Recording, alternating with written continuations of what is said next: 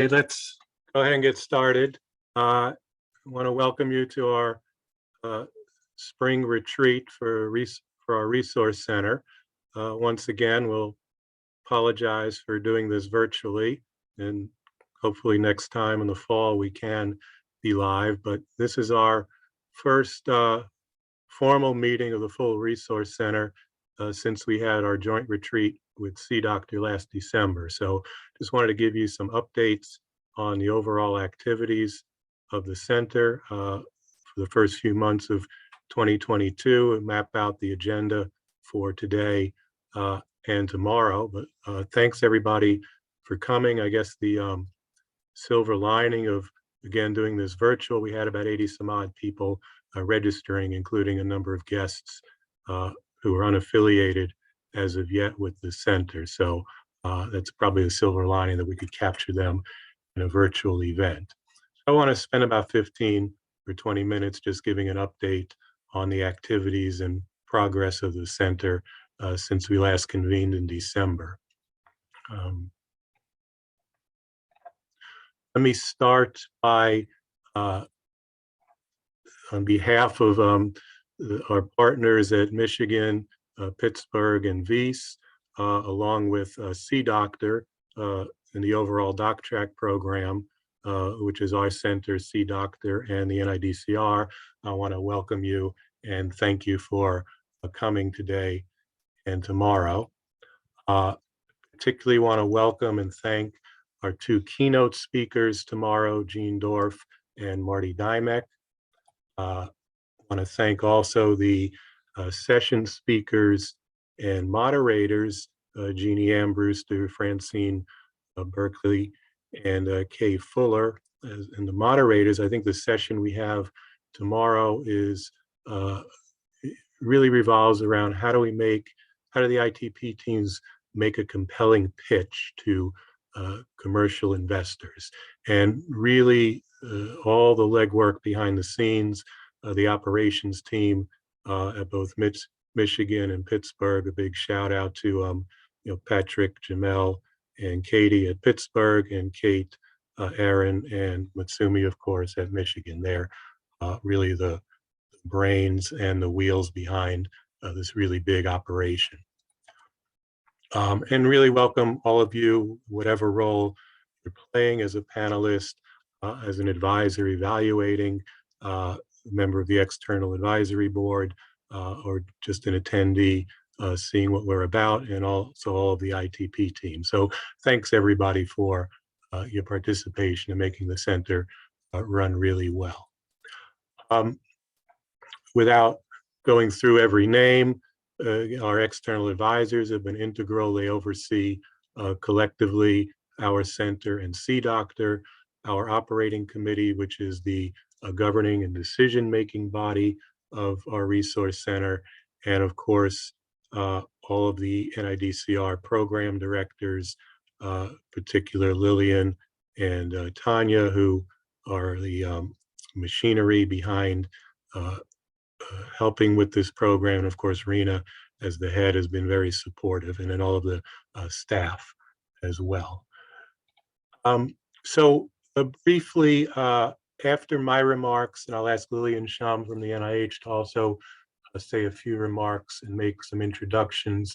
We'll jump into the ITP presentations. These are updates from the ITP teams showing the progress since we last convened in December. Nominally, there's 15 minutes.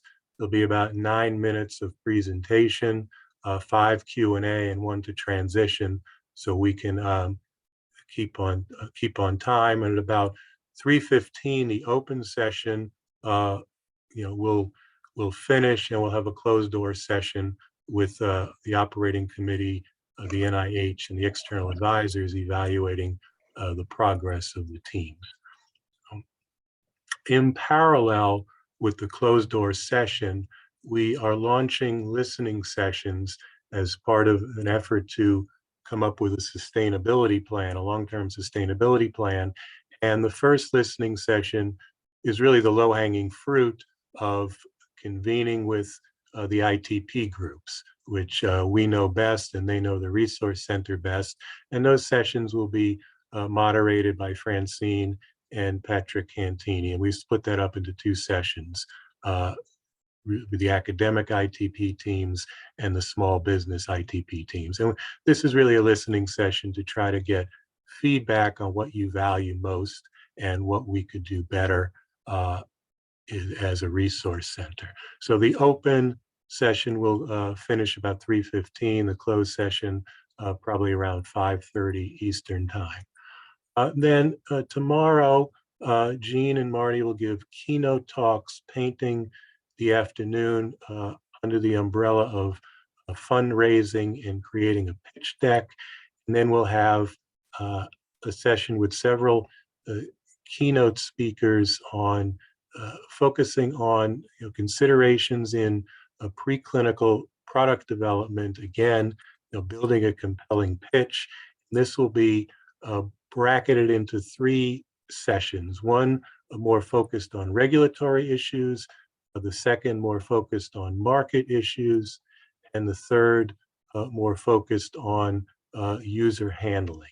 And these are, we think, are 3 important elements that are key to creating a pitch and trying to commercialize a technology.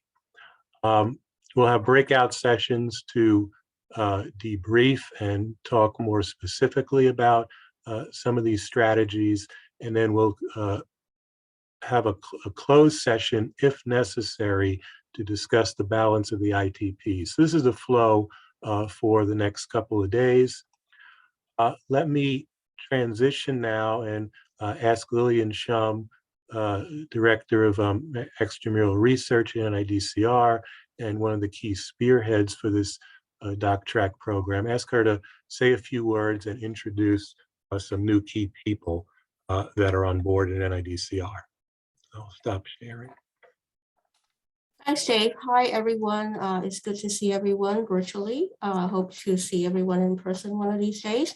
I look forward to 2 days of the annual stakeholder summits with this group here. As Dave spoke about, the agenda is really rich and exciting with a parade of ITPs and progress made by each for today and tomorrow, mapping the strategies for regulatory pathway, commercialization, and clinical adoption. So this is a critical juncture for the program. We are entering year 3 of a 5-year full consortium period. We have funneled dozens and dozens of ideas and pilots to the current portfolio of 12 ITPs. Some are more mature than others since they were launched at different cycles, so not surprisingly. But we are, and we should continue to populate what I call the win column with significant accomplishments. So, many groups have had interactions with the FDA, so those interactions being positive and getting feedback from the FDA is really a good thing. Many new patents, new companies, and several projects have attracted additional federal support and private investments.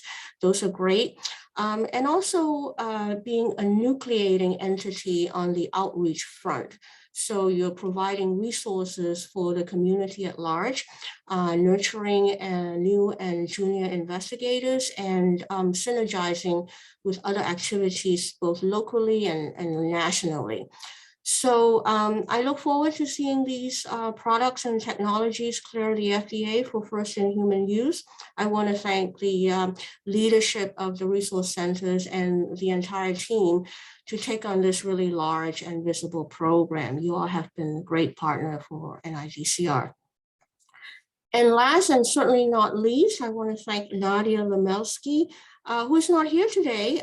She has since retired and is serving as special volunteer for NIDCR, so you can still get a hold of her.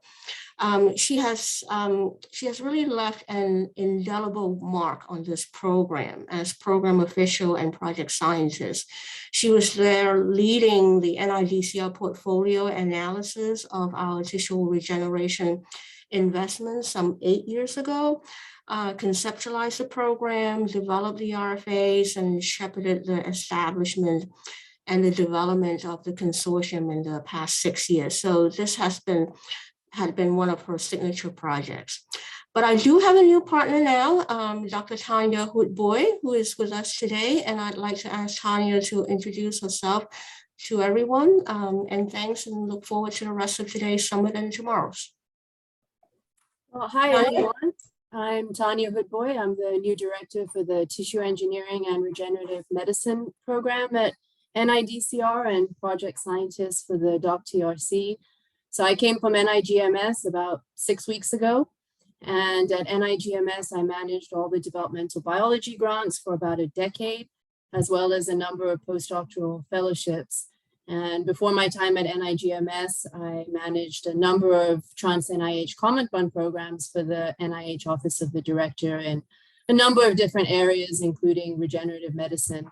So I'm happy to meet you all and learn about your exciting science and progress over the next 2 days. Thank you.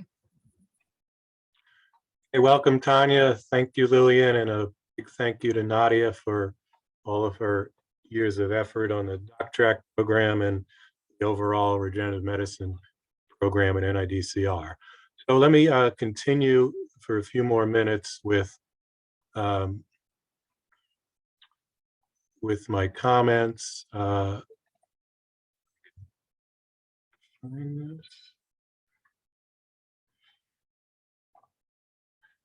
So you've seen this slide many times before, but we are moving more and more to the right as the program matures.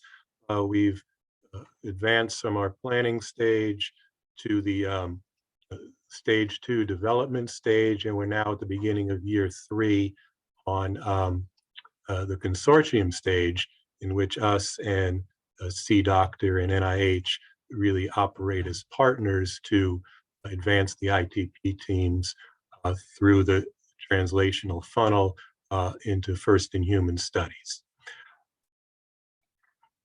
So a little bit more about funnel.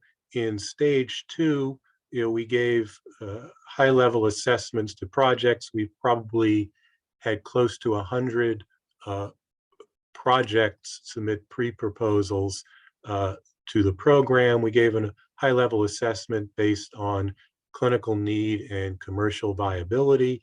Those that advanced, we evaluated on more of a milestone basis.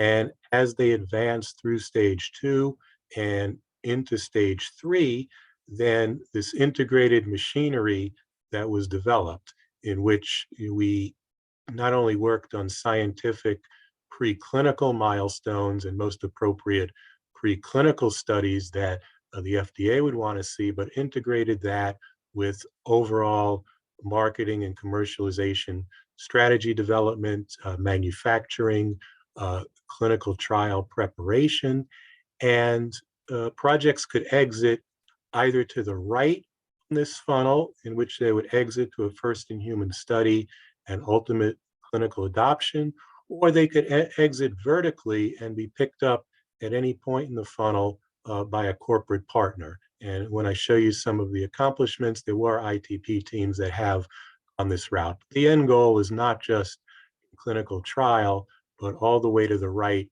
of the funnel, ultimate clinical adoption. And that's really where the integration with marketing and commercialization kicks in how to think about projects in a translational manner, not just from bench to bedside, but really from bench to the private sector, so that clinical adoption can become relevant. Without straining your eyes, I want to point out that we published a white paper in JDR last year, and a big part of the white paper were these translational questionnaires that are largely developed by Kay Fuller, part of our regulatory expertise.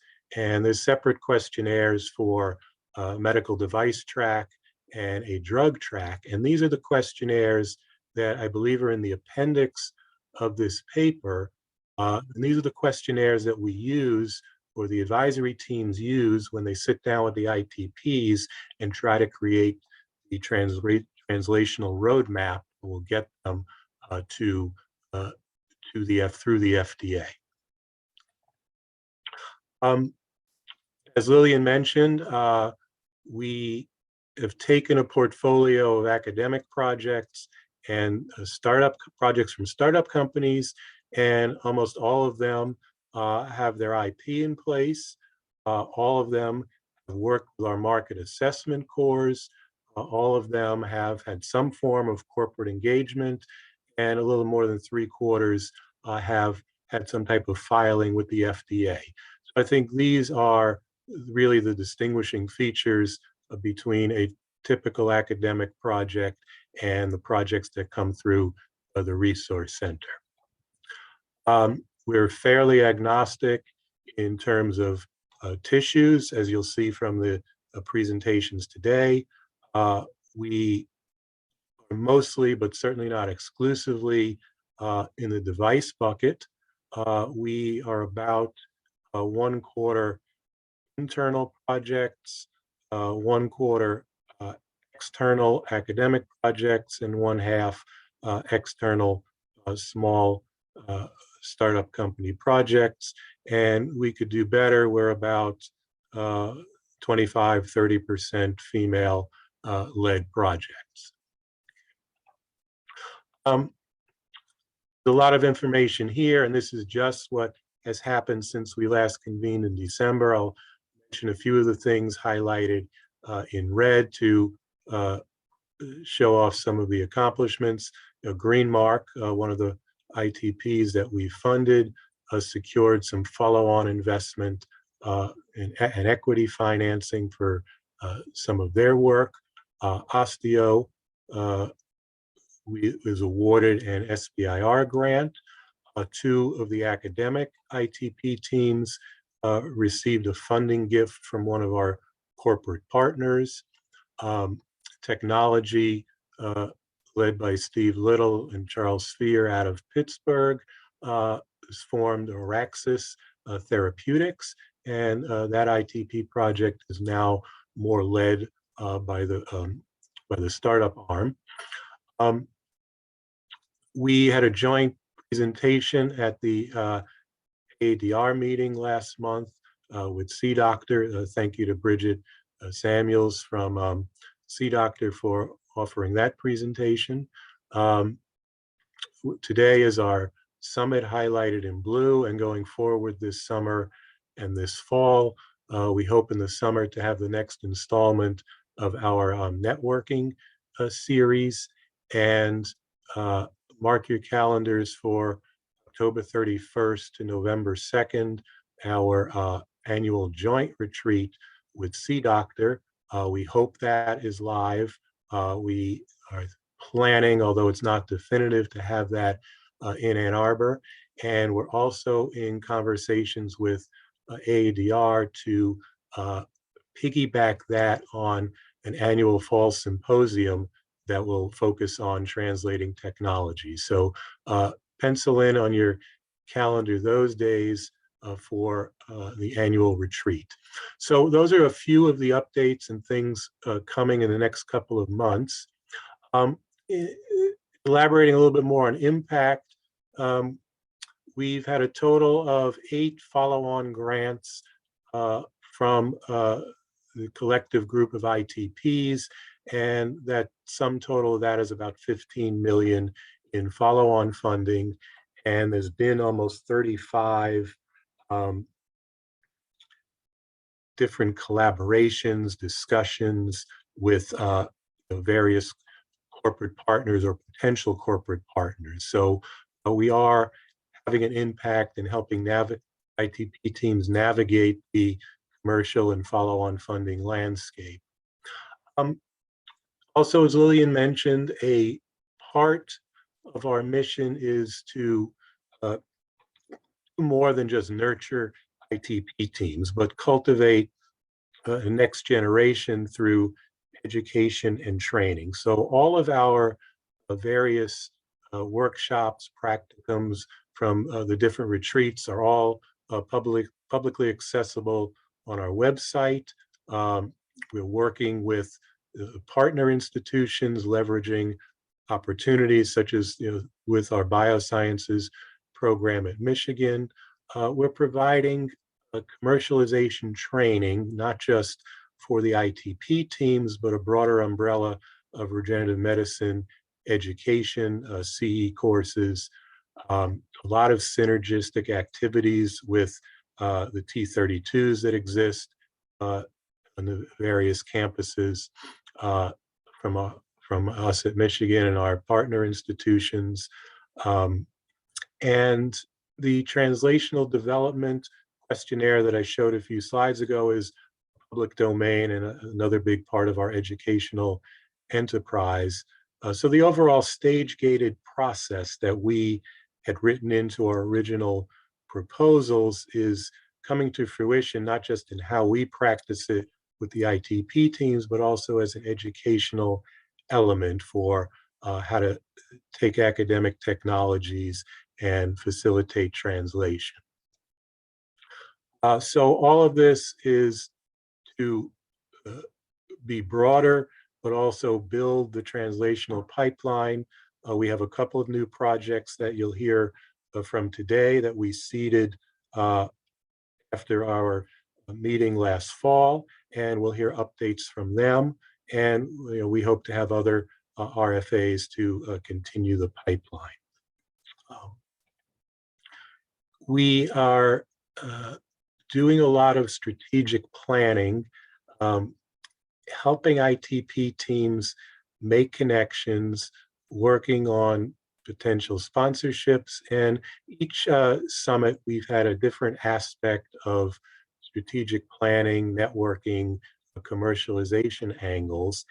And we're also, as I mentioned, starting a stakeholder analysis in which we speak to each different faction of stakeholders and have a listening session. Today, the ITP teams, sometime this summer, different companies, we'll speak to different potential funding agencies, third-party payers, each of the different stakeholders in the resource centers to identify what they value and what they think would be the most important things for us to try to continue after the NIH program sunsets. So again, I want to thank everybody for coming. This is the organization for today and tomorrow. And I'm going to jump right into the start of the ITP presentations. The Resource Center PI that is responsible for each ITP will serve as a moderator for that particular discussion. Again, the time split is 15 minutes, 9 presentation, 5 Q&A, and 1 for a seamless transition. So thanks everybody for coming.